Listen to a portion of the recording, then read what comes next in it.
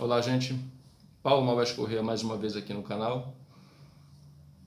Deixa eu tirar a máscara porque atrapalha um pouco, né? Se vocês acham que essa máscara aqui incomoda, é porque vocês não conhecem um pouquinho da nossa história. E é o que a gente vai fazer hoje, vai direto para a lavagem, a partir de um comentário que eu vou fazer em torno de um autor muito conhecido, que é o Machado de Assis. Eu selecionei um conto dele, chamado Pai contra a Mãe, para conversar a respeito dessa narrativa. Eu não vou fazer leitura comentada, o texto é muito longo, então eu vou de modo mais preciso a alguns pontos.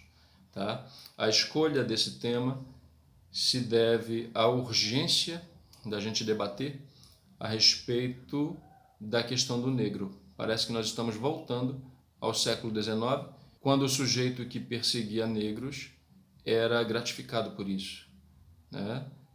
Com dinheiro. Hoje você recebe um selo, né? Bom, o que fazer, né? Vamos ao que nos interessa aqui, que é discutir a questão tal como a retrata o Machado de Assis. Antes da gente avançar para o conto propriamente dito, eu gostaria de falar um pouquinho sobre o Machado de Assis, que é provavelmente, quem é que vai questionar isso, né? O autor mais importante da literatura brasileira, seria o centro do nosso cânone literário, em livro não tão recente, mas também não tão antigo. O crítico norte-americano Harold Bloom qualificou o Machado de Assis como um gênio. Esse é o livro do Harold Bloom, é um livro bem extenso, ele desenvolve comentários analíticos, críticos, em torno de 100 escritores que ele considera que sejam os mais geniais da história da literatura ocidental. E sobre o Machado de Assis ele tece algumas considerações, dentre as quais, além dessa de considerá-lo um gênio, ele tece as seguintes.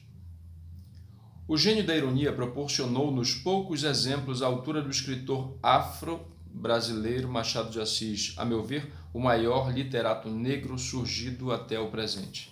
Então, a identidade negra do Machado de Assis é reconhecida pelo Harold Bloom, embora algumas pessoas apontem que ele a negava, o Machado de Assis a negava, mas não vamos entrar no mérito dessa questão. O que me interessa aqui é destacar o reconhecimento da genialidade do Machado de Assis quanto ao poderio da sua obra.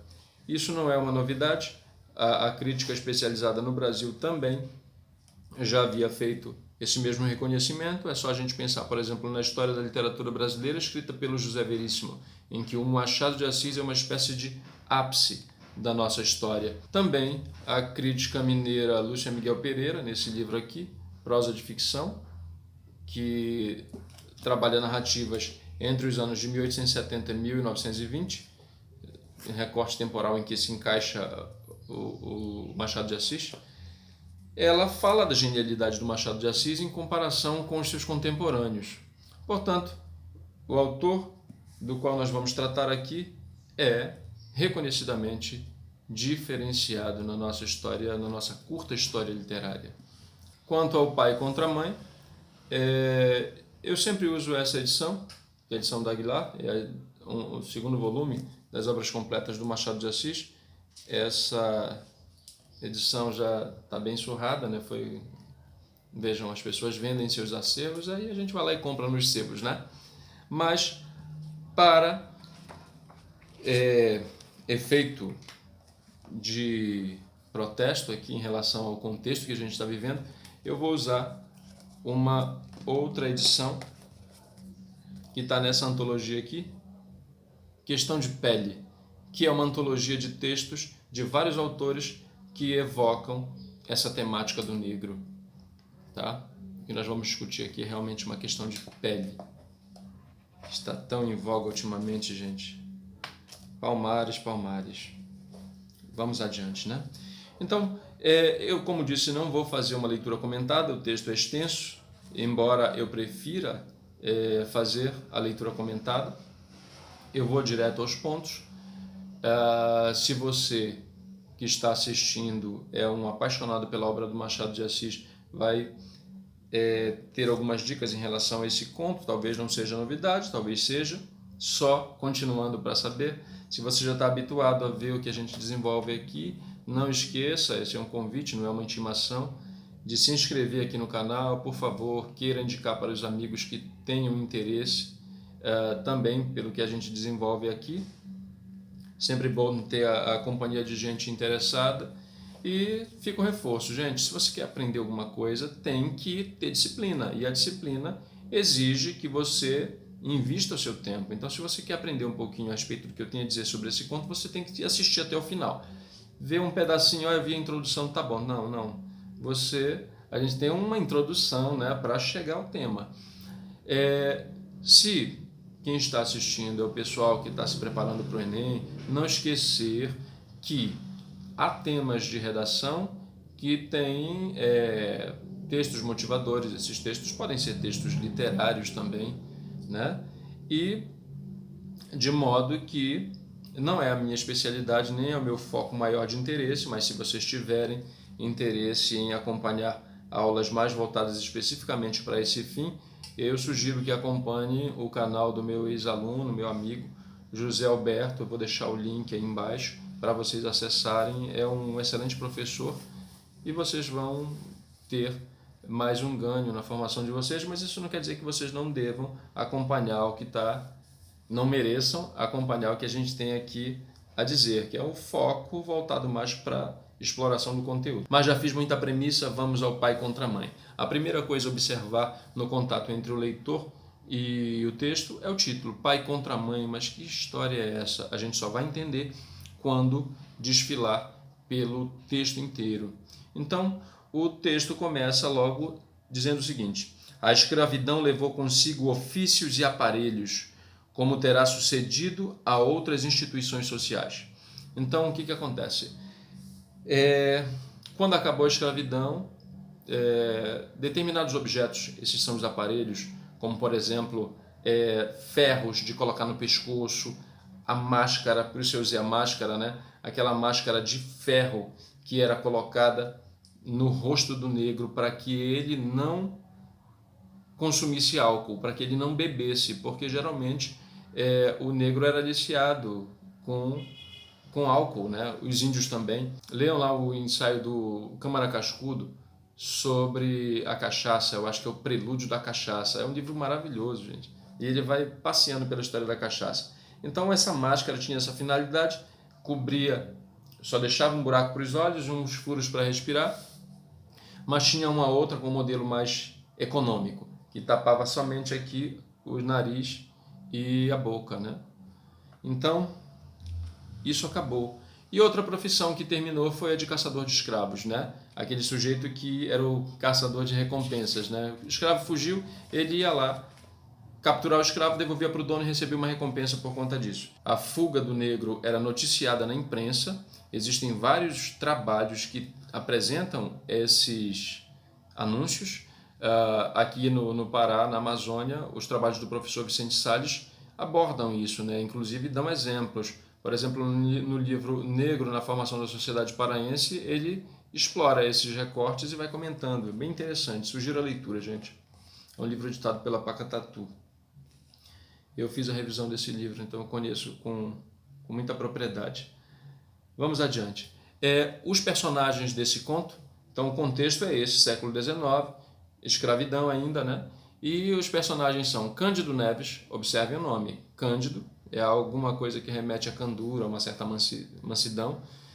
Neves, o sobrenome dele, remete ao branco, né? E quem é esse sujeito? É alguém que não consegue se encaixar em profissão nenhuma. Ele quer ser tipógrafo, mas só que não tem paciência. E aí todas as profissões ele abandona porque ele quer algo muito imediato. Então ele acaba se encaixando na profissão de caçador de escravos, né? Ele vai capturar os escravos, né? E ele se apaixona por uma moça pobre, órfã, que mora com a tia, a Clara. A tia se chama Mônica. Então esse é o trio central de personagens. Eles são pobres, acabam casando, né? Ela queria casar era um projeto de vida no século XIX. Vamos pensar na Eugênia, do Memórias Póstumas de Brás Cubas, né? Que era a única personagem classificada como boa pelo Roberto Schwarz por exemplo, no ensaio famoso sobre o Machado de Assis. É porque o casamento era uma espécie de garantia, né, de estabilidade. Então todas as mulheres queriam casar. Não era diferente com a Clara, e ela achou no Candinho essa possibilidade. Os dois se aproximaram e casaram. E o sonho deles era ter um filho. A tia Mônica, mesmo que de forma cruel, representava ali a voz da razão. Diante do desejo do casal de ter um filho, ela alertava: olha, filho é despesa, vai precisar trabalhar mais, vai precisar de dinheiro, vai precisar de um emprego, uma profissão, um ofício, né? E aquilo não era um ofício. Era uma coisa que às vezes tinha, às vezes não tinha. E ela sempre alertando: se nascer um filho, vocês vão ter que entregar, para não morrer de fome aqui, a roda dos enjeitados. O que era isso? Em determinados lugares, especialmente em conventos, por exemplo, havia uma roda. É como a gente vai comprar botijão de gás hoje em dia, coloca numa espécie de compartimento e dá uma girada no negócio. Era algo similar. Deixavam as crianças ali para... é uma espécie de orfanato, né? Para não morrer realmente de fome, e era isso. O destino das crianças desvalidas era esse. Depois eram adotadas ou então continuavam sendo criadas ali no orfanato. Fato é que ficou essa ameaça, mas eles sempre nutrindo o desejo de ter um filho. E a coisa foi apertando, porque com o tempo foi aumentando a concorrência nesse ofício de caçar escravos e foi ficando cada vez mais difícil, portanto, de conseguir um dinheiro.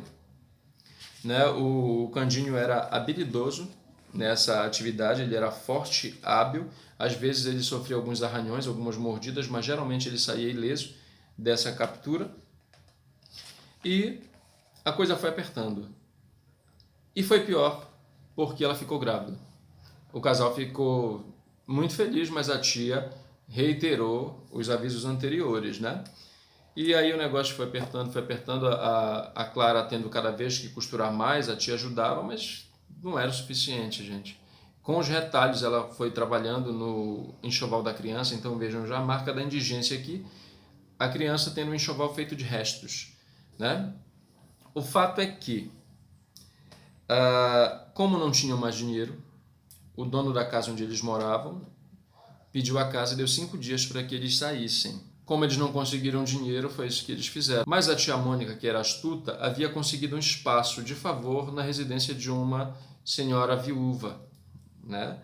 E aí não falou nada, mas quando eles foram postos para fora, foi o que ela fez, avisou e eles ficaram abrigados lá e foi onde a criança nasceu. Como eles não conseguiam dinheiro, a tia reforçou o fato de que deveriam levar para a roda.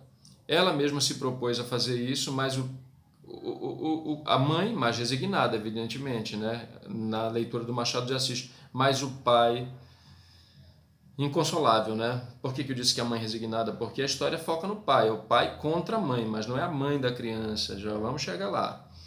E aí, o Cândido Neves sai, pede para a tia para adiar mais um pouquinho, ele tinha assim na cabeça a ideia de adiar o quanto fosse possível a entrega do filho na roda, para ver se alguma coisa acontecia.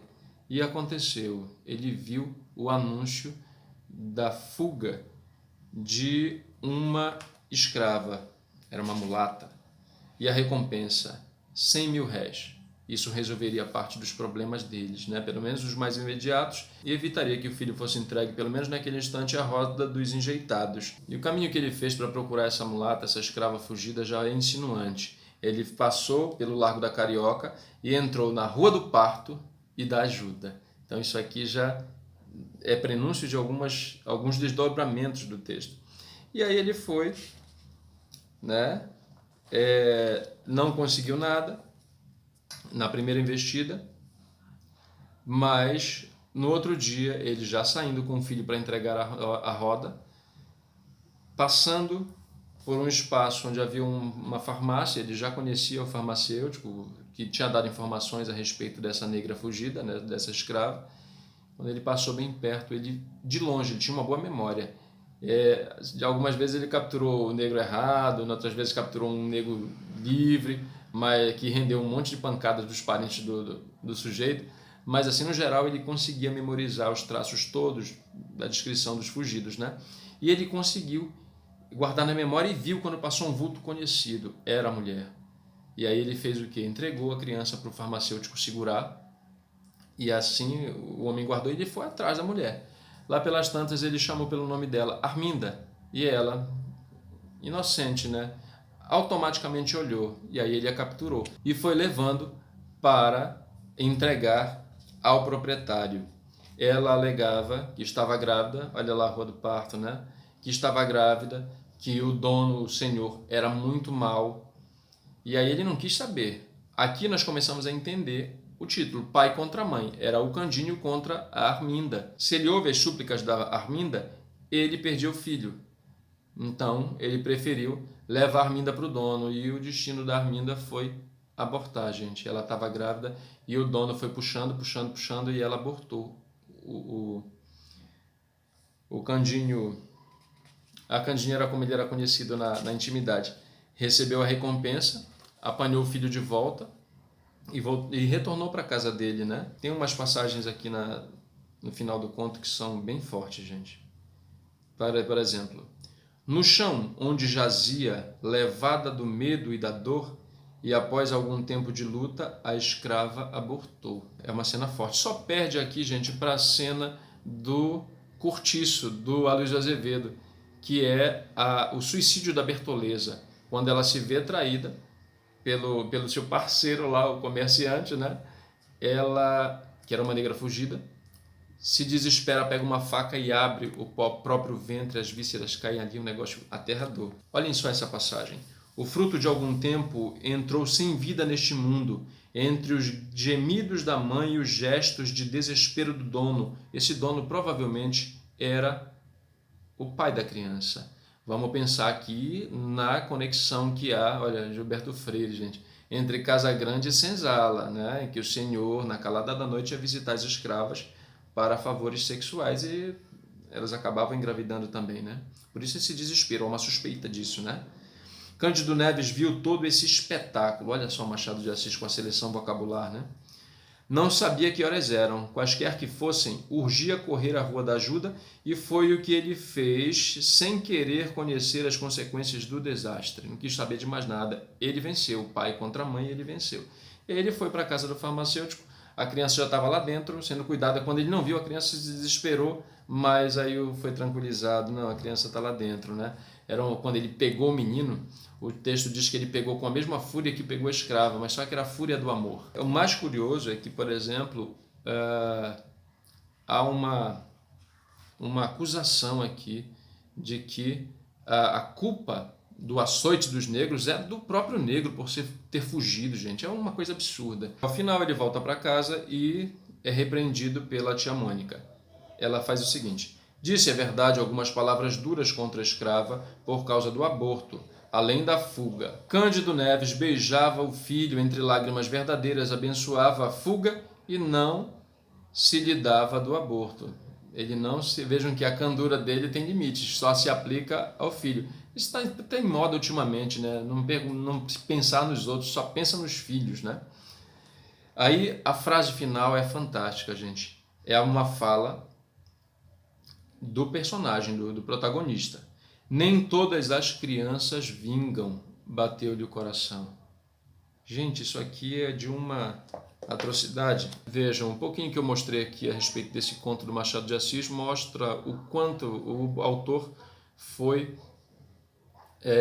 harmônico em relação ao seu tempo, no sentido dos debates, no sentido dos assuntos que ele propôs. Se ele era contra ou a favor é outra questão. O fato é que ele evoca o assunto com um aspecto menos engajado que outros autores, mas ele evoca.